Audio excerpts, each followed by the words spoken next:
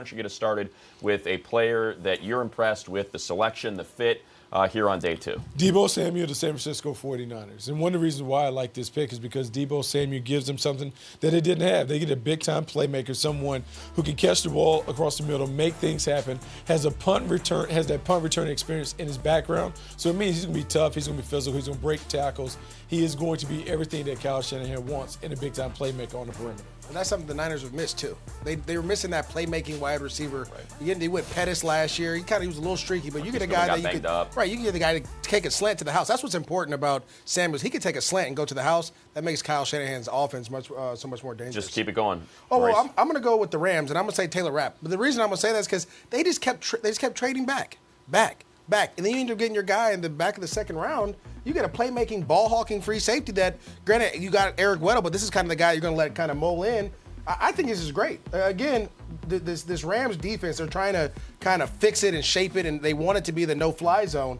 Well, why not get the guy who's always around the ball when the ball's in the air? Yeah, and I mean, Buck and Lance, really it was just the 40 time. If this guy doesn't have a 4.7 40, it's a hip too. It's a different deal, right? There's a medical, there's a hip too, which is a little bit of a concern, and then the 4.77 is obviously a concern, but I think as long as you play him where he's supposed to be played, which is around the line of scrimmage, he's a fantastic open field tackler. I mean, very few misses and plenty of attempts. And so I think his ability to tackle, his intelligence, he's highly intelligent. He recognizes what's going on in terms of, blocking schemes and run plays very, very quickly to diagnose and run into the alley. So I really like this. You just want to make sure that you don't have him on the back end very often. You want to play him down. Oh, I think that's where he's going to play on the back. You think so? You don't have to be free tutored by Weddle. Yeah. The funny thing is, when I watched him on tape, he reminded me of a combination of Harrison Smith and Eric Weddle. So I think it's a perfect situation for him to learn from someone who plays the game very, very similar to the way that he plays. All right, one more, Lance. Phenomenal player. I would say getting Jawaan James with the 35th pick, or Jawaan Taylor, sorry, Jawaan Taylor, another right tackle, at the number 35 pick. A lot of us plugged him into number 7. What happened? Jacksonville. How did he slide? Well, so he was flagged on a knee. And there's a knee issue that caused him to drop a little bit. There's a couple teams who didn't really love the interview process. I had to dig around on that because I said there's no reason he should be dropping. And one team I talked to said, yeah, he's got a knee, but it's not enough to kill his draft stock. So once he got into the second, Jacksonville moved up, and really they got the 7th. They got a guy who could have been the 7th pick at number 35. I think that's phenomenal. And he is an attitude-first player, good pass pro. But what he's going to do is help to reestablish the running game in Jacksonville, which is critical. I'll tell you this, too. The Jaguars, the last time they did something like this where they had Jalen Ramsey, they moved back up in the second round to get Myles Jack. 2 years later, you're in the AFC Championship game. Yep. You do have the ability to do that again now with Josh Allen getting another first-round talent, the top of the second, a top 10 pick. I mean, the Jags, that was a great and that's kind of rare. You don't see this anymore. The way he just fired out, he fires from his hips. And, I mean, his ability to grind guys out. This is the ultimate grinder in this draft at right tackle. And he was good in pass pro, too. And that's one of the things, to me, that's a lost art. You don't, with so many teams playing backwards with their offensive line, he is a fire out and hit you guy. And I really feel like Leonard Fournette, he's kind of lost his way in the entire running game the last couple of years. That team should be a dog team, a bunch of guys who turn it into an alley fight, and that's been missing from Jacksonville. And I think Jawaan Taylor can get that alley fight attitude back if they can keep Fournette healthy and focused. Those were all day 1 picks. These here were all day 2 picks, and some interesting ones at that. Drew Lock to the Denver Broncos with the 42nd overall pick. Mecole Hardman to the Kansas City Chiefs with their first pick of the draft, a speedy wide receiver. DK Metcalf, another wide receiver, to Seattle. Chase Winovich at 77 to the Patriots. How they do that every single year is beyond me. That might be the steal of the draft. There are a few more that would fall under that category. Like who, Charlie? Who do you think? Rams, Taylor Rapp, Washington University, free safety. I had this guy rated as a late 1 to an early 2. Instinctive guy, has good range as far as getting to the football, covering ground. I like the way he'll come up and play the run. This guy's a good all-around safety. I don't understand why the guy went so late, but we knew the second round was going to be a safety round, and not a lot of teams needed safety. Rams got one here. This is Eric Weddle's replacement down the road. I mean, the Rams sure did wait long enough to make this pick. Traded down. Finally, at 61, pulled the trigger on a pick. Well, they kind of had to do it, too, because Joyner went to Oakland, so they're kind of missing the safety position. You got Weddle, he'll eventually replace him, but I think it was a good pick. Yeah. Another steal? Paris Campbell, we were watching him a little bit, on your laptop, Yeah. and I really like this kid. When I saw him at the Combine, it's fun. It's fun when you go to the Combine and you watch them. You kind of all see them, and I want to see them all run their routes and then not know who they are. And I picked this guy out, and I'm like, who's that guy? And it's Paris Campbell. And you hear a lot about, well, he wasn't asked to run a lot of routes. He wasn't really comfortable doing it. You see a lot of bubbles. But you see him break some big runs after the catch. He runs 4.3. So I think that he had good routes when I saw him at the Combine. So I think it's a guy that you can put and ask to do a lot of different things. So I think you put him opposite T.Y. Hilton. You give him Andrew Luck. I mean, that's going to be fantastic. If I'm in the AFC South, I'm a little nervous that now Paris Campbell's added along T.Y. Hilton. And he's fast, man, and like just get the ball in his hands and let him go. You know what I mean? He's a kid that once he gets in space, he's deadly. But for me, tight end Irv Smith, Minnesota Vikings, man. Kirk Cousins, man, is going to have a guy running down the middle of the field just like he did when he was with the Washington Redskins and had Jordan Reed running down the middle of the field. When you give Kirk Cousins a guy like a Irv Smith, I mean, a guy that is going to almost win every matchup that's in front of him, I think you get the best Kirk Cousins every single week. So I like this pick. I mean, 44 receptions, 710 yards, 7 TDs last year with the Alabama Crimson Tide. I think he's going to take over Kyle Rudolph's Yeah, this spot. guy's a matchup problem. There aren't a lot of linebackers that can cover tight ends in the league. There aren't a lot of safeties that can cover. This guy's got speed and athletic ability, excellent hands. He's a matchup. Now, you got to remember, Gary Kubiak is coming in there, that's what I was as gonna the say. czar, we'll call him Exactly. that. Okay? And, hey, Owen Daniels, you had him in Houston. Okay? Exactly right. They're going to find a place, a They'll way to find a get way the to move ball around. to this guy in their offense. Irv Smith, somebody that, as you well know, I kept thinking the Raiders were going to take him know. at 35. I was like, it's Irv, Maybe it's we can Irv. go It get wasn't. Kyle It Rudolph. wasn't. Maybe they don't need him anymore. That's an interesting. taken him. Go get him. Or the Patriots. Patriots? No, I mean, the if the Patriots end up with Kyle Rudolph, I quit. Like, come on. They had a good I draft. actually said did. that's the guy they're going to get this year. Right? It's It's not- a one-year rental. It's not so fair. We'll see. It's not fair. All right, so we'll be talking a lot more about all of these guys weeknights at 7 Eastern on NFL Network here on NFL Total Access. We'll be talking about these guys tomorrow. Some of the highly talented players that remain available to be drafted on day 3 of the draft. There's some good guys here. That's pretty good. Maybe. Yeah, No, absolutely. Riley Ridley, of course, Calvin Ridley's Yeah. brother, for those of you who don't know. And Julian Love, he's another one of these corners. He got a lot of press corners, press zone corners. I thought he did a nice job.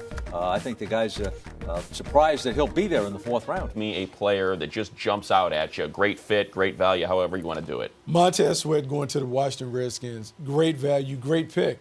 This is a guy that was a dominant player when you watched him at Mississippi State, 22 sacks his last 2 years. He gets a chance to go play opposite Ryan Kerrigan. Ryan Kerrigan will command some attention. Should mean one-on-one opportunities for Sweat.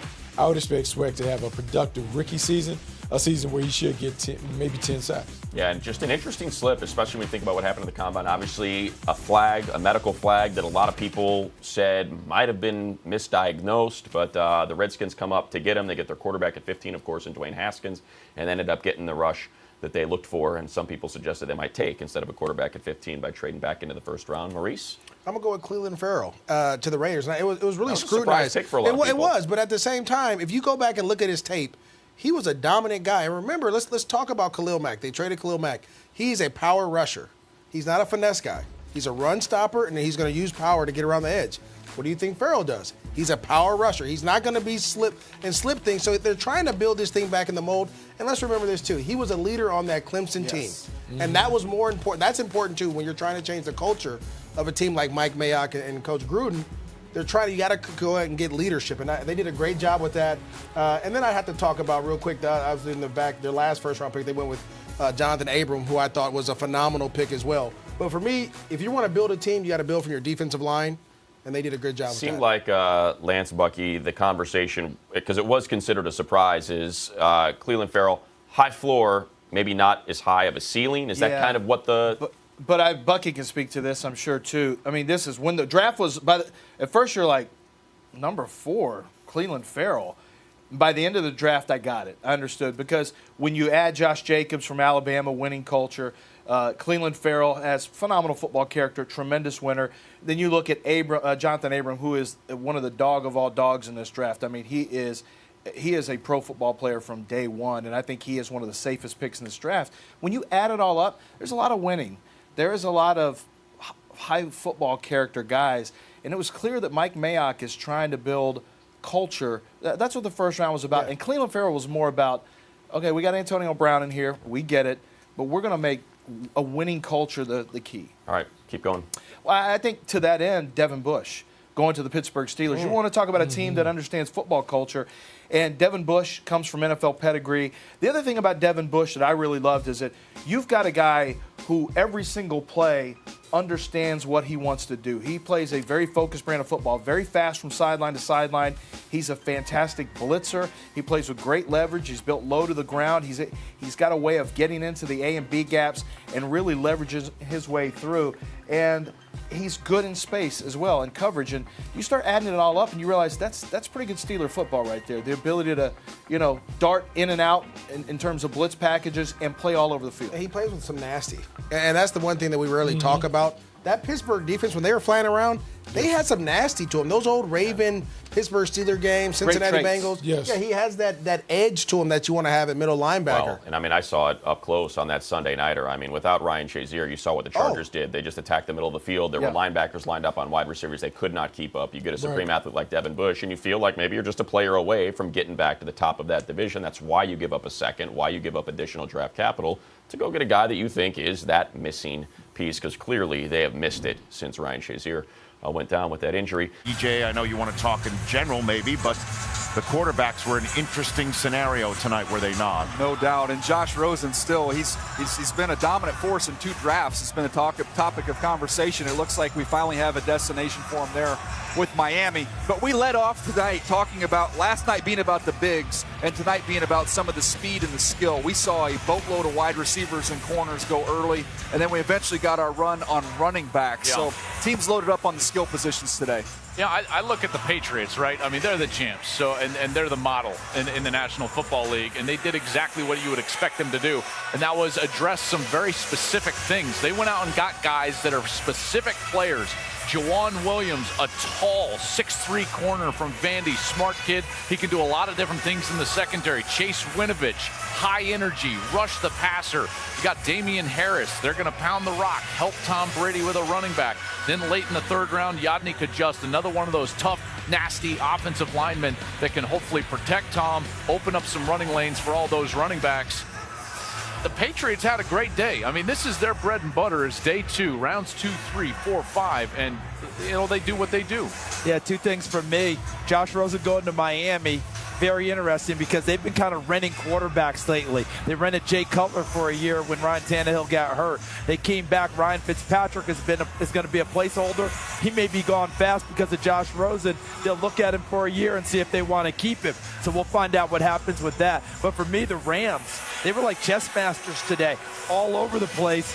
And Bobby Evans, do they see him as a potential replacement at left tackle for Andrew Whitworth? That could be why they drafted him for what goes on down the road. And go Rich real quick. Those 2 safeties, Nasir Adderley from Delaware, Taylor Rapp from Washington, kept waiting for them to go, and they end up in the same city, one with the Chargers and one with the Rams. Okay, so tomorrow, what do you think we should be looking for as we come on the air at noon Eastern time on Saturday? Well, look, we always talk about, it's about special teams players and guys that can make your roster and can help your football team. But to me, there's still some intriguing quarterbacks. When you look at Finley from NC State, Stidham from Auburn, and Thorson from Northwestern, I even throw Rippon in there from Boise State. These guys got a chance. These guys got some ability. I'm anxious to see where they end up falling here on day 3. For me, it's running backs. I see some real value at running back on day 3. You got guys like Justice Hill and Bryce Love still out there. I know Bryce Love's coming back from the knee injury, but this guy's a home run threat. Day 3, that's huge value. I still think Tyree Jackson, how the league looks at 6'7" quarterbacks, that'll be a bit indicator where he ends up going in the draft. And a special teams guy to keep an eye on, Travis Homer from Miami, the running back, terrific special teams player. Positives. First of all, Jim Caldwell. Jim Caldwell is one of the better coaching development quarterbacks coaches there is. And he's been a head coach. Matt Stafford, best football of his career. Peyton Manning will stand on a table literally for this guy and endorse him. So he's got a good mentor and a coach there. He's got the guy in the room, Ryan Fitzpatrick, who's excellent as far as being a model to work after. So he's got a good environment there. He's got that. He's loved right now. These people want him. They're happy. They're excited to have him. All right, now, as a football team, it's not a very good football team. Okay, this is maybe the worst start in 22 in the National Football League. Now, the key to this guy is this. Does the light come on and he realizes he's humbled here and he's got to go earn something for maybe the first time in his career, and his work habits get better, his relationship with his team gets better, and he follows the game plan? If he doesn't follow the game plan, Jim Caldwell will take him right out of there. Yeah, I agree with you, Charlie. And to me, and again, this is just my opinion, guys, Josh Rosen wasn't a guy that just, even when he was coming out of college, I didn't view him as a guy that had the skill set to just get a bunch of wins out of a team like some of the dominant first-round guys that we've seen in years past. But I do look at a situation where he could possibly, and Charlie, just going to your point, this being probably one of the worst rosters in football, he could end up having another number one quarterback being picked next year and end up in the same situation. So you would hope that he's humbled by this situation. You would hope that he can go back and go to work, because right now it's all on Josh Rosen. I agree, man. That's a great point, because when you look at it, you are in a situation where this could be your last year in the NFL. I mean, if you really think about it from Josh Rosen's standpoint, being a top pick in the first round, you're in a situation where they just shipped you out of town, right? Now you land in another situation where the team is terrible. But the saving grace here is you have ability, you have talent, you have something that is there that not a lot of people have. And all you have to do is, like you said, Charlie, apply yourself. Ryan Fitzpatrick's in that room with you. He's a guy that's a cerebral guy as well, so he's not going to feel like there's a guy in there that's not as smart and he can't bounce things off of. Fitzpatrick's going to be able to give that NFL veteran experience back to him, and hopefully it triggers something in him, because he has the ability to do it. He can throw the football with the best of them. If he can find a way to harness that, then it doesn't matter how bad your team is. You'll figure it out, and they'll eventually put pieces. But guys, I mean, this was the 31st ranked total offense last year. No, they were bad. I mean, they're bad. They were bad. Yeah. I mean, yeah, he can be the cerebral. He can go out there and be the model guy to, be the best guy for his team on the field. But if the talent isn't there, the talent isn't there. Well, the other thing here, something has to click here. Okay, first of all, Fitzpatrick will play himself out of the job. He always does. He's going to have a 4-interception game at some point. Okay, is it going to be September, October? We don't know. After his 5-touchdown game. But here's the thing. Talent evaluators are going to look at the skills, but they're going to ask the questions. If this guy applies himself and he turns himself on in the right way, he'll get another shot. If he doesn't, he might be up here with us next year. Yeah. You said they love him. He's with a team that loves him. Yeah. I'm not so sure about that. And that might be right. But they're talking about him competing for the job first thing out of the gate. They wouldn't give up more than a low 2 with a 5. And I get trying to get the best value in a trade situation. But if you're Rosen, do you feel like you're really wanted by Miami? And how important is that if you're a starting quarterback, he hopes, in terms of being put in the best position to succeed? I don't think that if you're Rosen, you feel very wanted at all at this point. So that's where it goes back to my point of it's on you, man. It's on you. You have every opportunity now, right? A team has just traded for you. You have an opportunity, albeit a bad one, to go out there and change some of these perceptions/realities about you. So he's got an opportunity. But he's still competing, right? Like why are we like anointing him as the starting? No, player? absolutely. We haven't said that. Right? I think he has to. I think it's the best thing for him, honestly, is to go in there and compete with Fitzpatrick. Well, Rosen might be headed to Miami with a bit of a chip on his shoulder, but he's not the only quarterback who's feeling that way right now. With the 42nd pick in the 2019 NFL Draft, the Denver Broncos select Drew Lock, Missouri. Okay. Let's go, young fella. I was born in Denver, Colorado, and watched John Elway throw absolute bullets. That's exactly what this kid does. Drew Lock had to wait longer than he would have liked, but he finally got the draft moment that he was hoping for, as did Miles Sanders and DK Metcalf and Mecole Hardman, second-round picks that we'll get to in just a second. But I want to start, David, with the quarterback, who probably expected to be drafted yesterday. Every single mock draft on NFL.com had him going then. In fact, Charles Davis had him going to the Broncos at 10. Didn't take him till 42. What do you think of the pick? Well, Drew Lock is an interesting guy, because when I watch him on film, you see some tight window throws, so you can see why people say he has a big arm. He makes some big throws, but when I see him in person, it's a little bit different. It doesn't have quite the juice that I expect. So I think what happens a lot is he buys time. He waits for guys to be open. He doesn't really anticipate. His decision-making needs some improvement. So there's a lot that he has to work on. I think that's why when you really talk to the guys that are looking at these guys and that are in these rooms making these decisions, they see that, and they couldn't make the selection earlier. Now, he ended up going to the Broncos, but it wasn't at 10. It's because of all these things. Now, if he can go in there and learn from Joe, right, learn how to throw with some anticipation, he has the ability, right? The thing that I get nervous about, like at his pro day, he was running around showing that he can make Patrick Mahomes-type throws. I don't care about that, man. Right. Like, I want you to throw on time. Like, do those things. Yeah, right. So he's got some work to do, but he can be a good player. Another interesting pick today, a running back for the Eagles went to your alma mater. Michael Miles Sanders, is he the guy that they've been looking for? Yeah, I think so. I think what he showed at the Combine was his ability to catch the ball out of the backfield. I think that's one thing that everybody wanted to see. He showed soft hands at the Combine. He ran really well, and he has a unique ability to be able to get the ball out in the shotgun and get back to the same side he entered the line of scrimmage. He played in the offense at Penn State that did a lot of the RPOs, the same type of offense that the Philadelphia Eagles has. I think if they continue to call the run in the right way, this guy could take over as the lead back with the Philadelphia Eagles. Sanders at 53. Last time the Eagles took a running back that high, it worked out pretty well. That was LaShawn McCoy back in 2009. Your Seahawks made some interesting moves tonight, working the board. Only had 4 picks a couple weeks ago. Got it up into the double digits, have 4 picks in the can already, including one that was really happy to get the call. DK. Hey, DK, this is Coach Pete Carroll. How you doing? I'm doing really good. Okay, we'll both cry together then, all right? Why y'all wait this long, man? I know you had to wait a little bit, but that doesn't matter because you come to Seattle, man. You're gonna play with the Seahawks, and you're gonna catch footballs from Russell Wilson. So get your ass ready to go, big fella. We are fired up for it, and the staff is excited. Listen to these guys. Here's your staff. DK Metcalf with a moment that he will never forget. What do you think of the pick, Charlie? Class act by Pete Carroll. I was selling him, getting motivated there. Speed. Doug Baldwin has been reported for quite some time. We don't know if he's going to be playing next year. So you got here, on the other side, you got Taylor Lockett. Fast guy, speed guy. Now you got Metcalf. Fast guy, speed guy. This guy's a legitimate fast guy. He just doesn't run fast. He plays fast. Now, watching him on tape, I thought the hands were above average. You don't see a lot of routes. That's typical in college. I thought he had the potential to be able to change some direction and learn to be able to run routes. The thing is, you got Russell Wilson, an excellent deep ball thrower. This guy changes coverages. You've got to keep a safety deep. You got to sit back. That's going to open up the running game, which is excellent for him last year.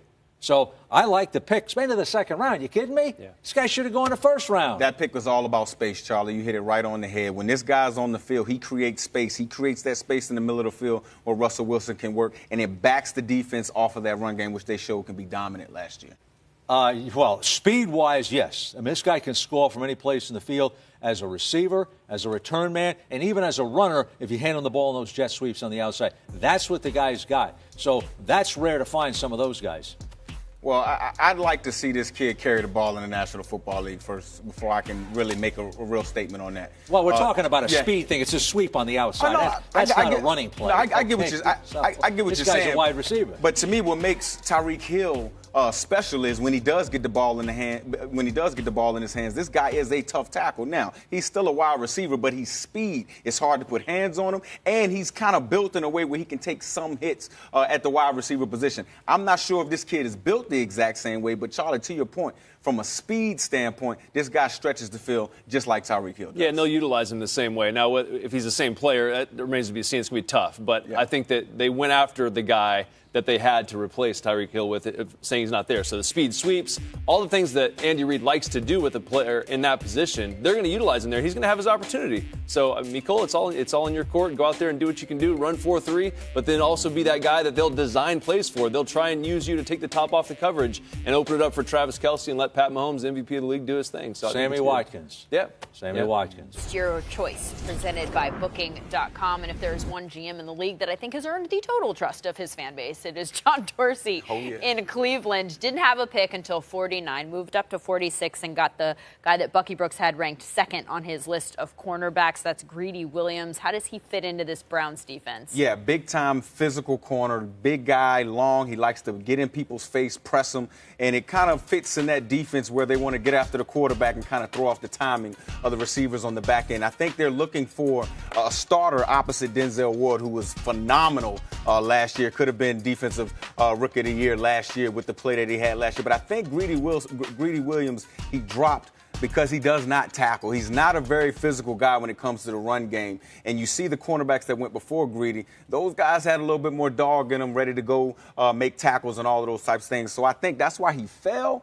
But, dude, this guy can cover. This guy gets in your face. They had more dog in them. That is not something Greedy's going to like hearing said No, he ain't about going to like it. himself. But, hey, you know, it is what it is. That's what the tape said. I mean, so do you see this working out, or are you wary at all about how this might work out for Cleveland? I think I think they have enough people in the front seven to make his style of play valuable in that secondary. Devin on Twitter wants to know, why did so many wide receivers get picked ahead of DK Metcalf? There were 8 that went before DK. Yeah, totally. I mean, I get it. So you see decaf. Decaf. That works. That's a good nickname. You say you need some decaf right now, would not work. But you see DK run really fast, right? Then you pop on the film, and you don't see a ton of different routes. You see him run straight line speed. He's got that. He's got above average hands.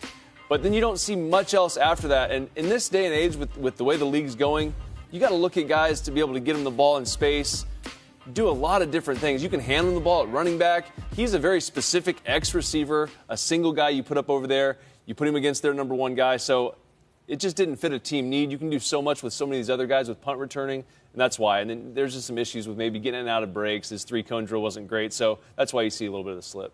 I have a question for you, Charlie. Okay. About the offensive linemen that we saw go pretty early in the second. There was a run of tackles, and then with Dalton Reisner, and then a guard, Elton Jenkins thrown in there. That was like the first 12 picks, I think, that we saw out of the gate. That's 5 guys by my count.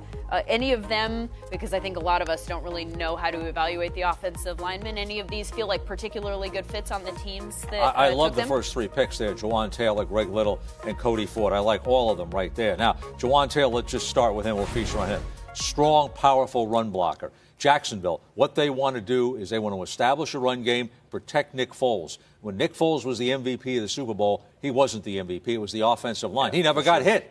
Last year, he wasn't. When they started winning, he wasn't getting hit. That's what they want to get to in Jacksonville. I think Taylor's an excellent right tackle. Physical guy, only gave up 1 sack the whole year. I think they've solved that problem there. But Ford and Little, I like them both.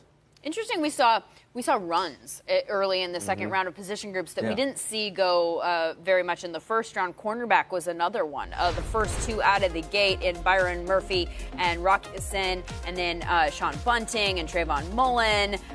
There were a bunch of guys, Greedy Williams, who ended up going to Cleveland. What do you think about these guys and the fits where they ended up, There's some David? good players, some good fits, especially at the top of the second round. I like Jawaan Williams, that went New England, big guy, right? When you think about the Patriots, and we were talking about this a little bit, Charlie, they like to play it from the inside out. So if you get a big physical guy that can guard tight ends, right, you can match him up with guys. He can be physical. He can be in the press.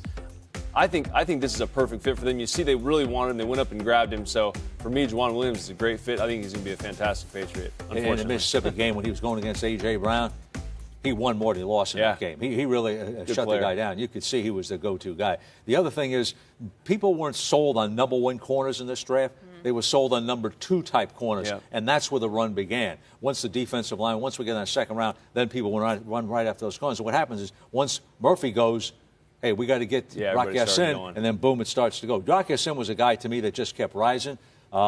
Very good press corner, playmaker. You didn't see him in off coverage, and then you saw him in the Senior Bowl. Hey, wait a minute, now you saw him in the Combine. There was no corner that did better drill work in the backpedaling and turn than Rock Ya-Sin Temple. Colts had to wait till day 2 to take their first draft pick of 2019. I thought Rock Ya-Sin was a great way to start things off. Absolutely. If you're a Colts fan, you got to like that pick. I mean, who knows if it will actually pan out. We'll find out down the road. Bucky, you start. HTTR. Hail to the Redskins for getting it done. They have made some fantastic picks.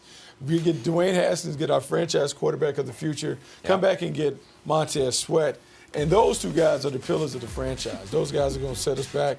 My man is going to be the starting quarterback for the next 10 years. And what's so great about Dwayne Haskins? He gets to play the Giants twice a year. He gets to play Daniel Jones twice a year. Cap's good enough for him. Hey, did you see that he was like, it's all good. I ain't tripping. that means he tripping. Right. That means they finna get some. All right, Maurice, you got your Raiders cap on. Yeah, for me, it's the Raiders. And I have to commend Mike Mayock and John Gruden for going out and getting some solid pieces. Not only in the first round, we talked about those guys, but in the second round, you go and get a starting cornerback who was on the national championship team, who is winning Bucky's top. He's one of your top 5 corners, right? Yeah, and again, you're getting a guy. You're getting need and value, and this team is starting to get together. Now they're young, but at the end of the day, it's Raider Nation all day, every day, and Ramley, and go Jags, Duval County. I love you. But you're wearing the Raider cap because you like what they did. That's all. You can put it on. It's okay, Lance. It's not that big of a deal. Yeah, I'm going to get photoshopped 100%. So whatever. Put it on. There we go. You like what the Packers did. There you go. It fits better than the other one. No, it does. That's size 6.5. So I'm going to go with the Green Bay Packers. That's what the hat says. That's what the Green Bay Packers who I'm going to go with. And I think they did a really good job. First of all, they got Rashawn Gary. But for me, it's that guy, Darnell Savage. And Bucky and I talked a lot about him in this last week leading up because he got red hot. But the tape was always so good. For me, I thought he was going to end up being smaller. Oh, he'll smack you. He will smack you. He loves hard. But he's got a little Earl Thomas in him because he is a ball hawk. He's got great instincts. He's got great ball production. And I think Green Bay getting him with their second pick of the second round, along with Elton Jenkins in the second round, a center/guard. They announced him as a guard, not to hurt Corey Lindsey's feelings. And then also Jay Sternberger, tight end. I think they did a really good job today. It pains me, much like it pains others to do this, but the Patriots, your defending Super Bowl champs, have had knocked it out of the park. A heck of a draft, and you can see my peanut head in this giant cap. It'll look a lot. You got a 100. It'll look a lot better on you going to the Pocky and sitting on the Charles and celebrating you what look the like Patriots a dad did. right now. They do. I am. They do.